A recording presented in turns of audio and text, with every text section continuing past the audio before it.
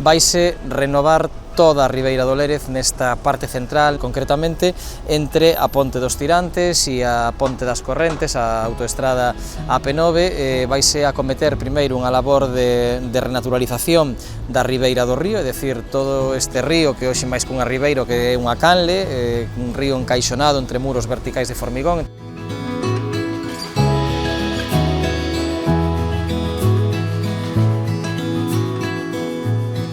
Na marxe dereita, na que está máis afastado do centro da cidade, vaise derribar e vai ser sustituído por unha ribeira en pendente, unha ribeira suave, verde, que nos permita baixar ata a auga, crear zonas de estar, zonas de solarium, zonas de xogo.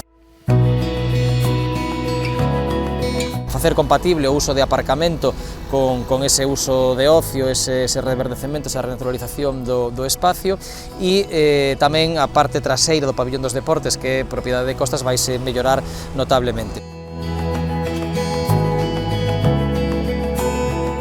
Que tamén será renaturalizada, serán incorporadas as lagoas artificiais que hai ali, pero que xa teñen vida a día de hoxe, serán incorporadas a ese espacio verde, e detrás da Ponte das Cabras empeza xa a zona de humidal, a zona de verdadeira xunqueira. Cos cartos de Costas o que imos facer é mellorar o comportamento hídrico de todo ese espacio, permitir que se inunde máis do que se inunda neste momento, onde que se está acolmatando e está perdendo o seu carácter de humidal. Imos construir unha senda perimetral que permita recorrer todo ese espacio, en definitiva gañar a xunqueira de Alba para a cidadanía.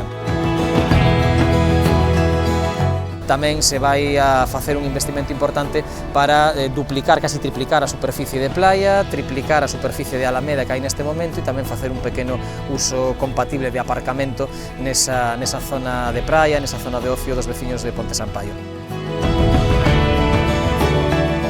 En definitiva, é un acordo histórico, é o maior investimento no Concello de Pontevedra deste mandato, un dos maiores da historia de Pontevedra, que nos vai permitir cumplir un soño, que é recuperar toda a Ribeira do Lérez, integrar definitivamente o río na cidade.